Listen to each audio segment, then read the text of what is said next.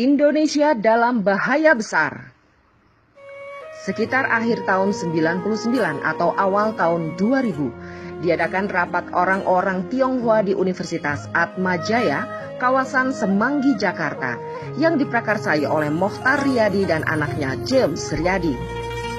Inti dari rapat tersebut adalah bahwa penduduk di Cina daratan sudah mencapai hampir 2 miliar orang dan membutuhkan suatu negara untuk dijadikan kolonisasi. Strateginya adalah membuat kompleks perumahan sepanjang bibir pantai Laut Jawa. Fungsinya supaya mudah menyelundupkan barang dan yang paling penting adalah menyelundupkan orang dari Cina daratan melalui laut langsung ke bawah kolong rumah-rumah mereka yang berada di bibir pantai. Rumah-rumah tersebut juga berguna sebagai basis pertahanan bila terjadi kerusuhan nanti. Mereka bisa langsung melarikan diri ke laut dengan speedboat yang standby di kolong rumahnya. Perhatikanlah dan lihatlah bentuk perumahan di Pluit, Pantai Indah Kapuk, Pantai Mutiara, Ancol.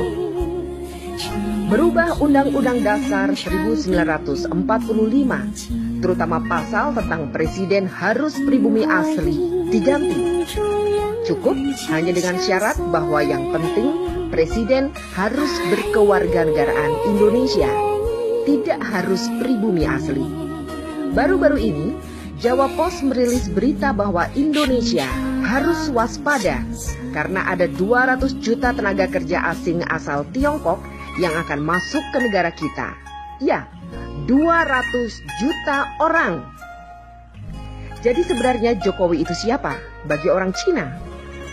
Dengan merancang Jabodetabek menjadi megapolitan dengan bantuan 5 pengembang besar, Agung Sedayu, Agung Podomoro, Sumarekon, Lipo Group, dan Sinarmas, mereka membangun apartemen Rusunami dan Rusunawa.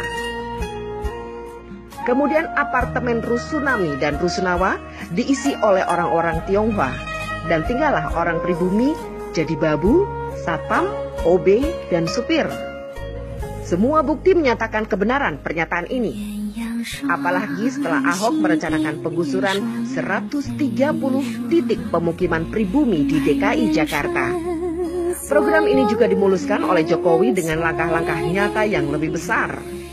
Memiskinkan rakyat Indonesia dengan berbagai cara, bekerja sama dengan pemerintah Cina dalam segala bidang, dan menggantikan peran Amerika di Indonesia selama ini, dan menjual atau menggadaikan aset-aset nasional Indonesia yang vital kepada pihak Cina. Jokowi secara sengaja membuat ekonomi dan politik Indonesia carut-marut untuk membuat pribumi semakin hancur berantakan, banyak pengangguran, dan jumlah orang miskin semakin besar. Orang semacam Ahok bukanlah tanpa sengaja untuk membuat kebijakan serta bertingkah laku yang memuakan, karena dia ingin memancing amarah pribumi agar rencananya segera terlaksana. Sekarang terserah bangsa ini melawan atau membiarkan angkara murka merajalela. Ningjing melaporkan dari Beijing.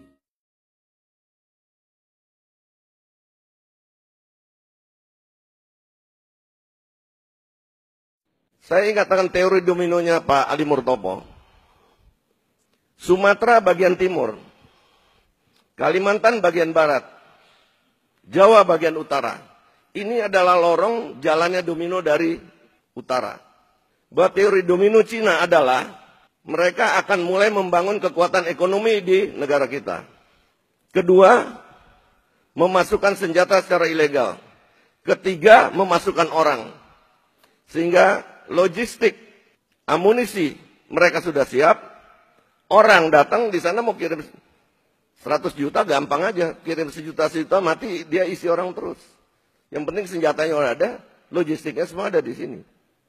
Dan sekarang kenyataannya, kalau kita dari Medan sampai ke Lampung, di pesisir timur, itu semua adalah bangun-bangunan, perumahan, tempat tinggal, maaf, non-pri, mayoritas. Jawa bagian utara, mulai dari Merak, kita jalan, BSD, kita jalan lagi kemana-mana. Semua mereka sekarang diberikan izin untuk bikin pulau. Jualan apartemen tidak pernah kosong, selalu habis. Siapa yang isi? Dulu saya tanya kepada teman-teman yang itu, siapa yang beli kok bisa laku bener? Oh, dari Bangka, dari Medan. Saya tanya penjabat-penjabat di Medan Bangka, tidak berkurang penduduknya. Ini dari mana orangnya? Pernah kita sensus tidak orang-orang ini?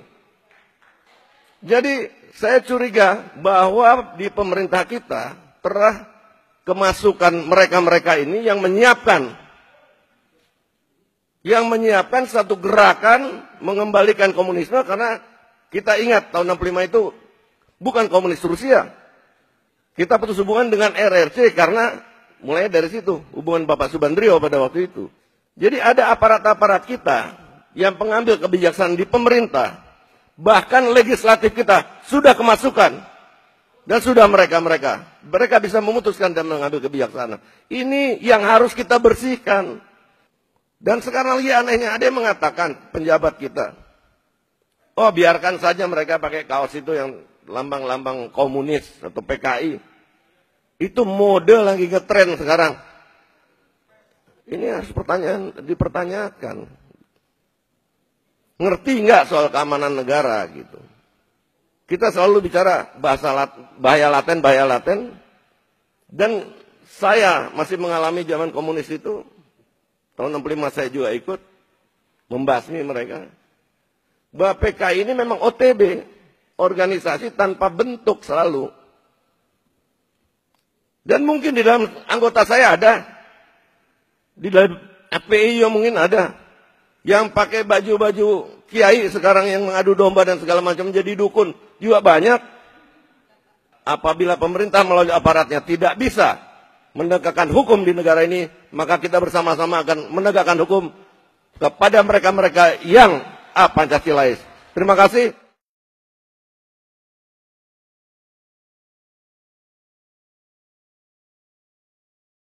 Ide dan sebagainya.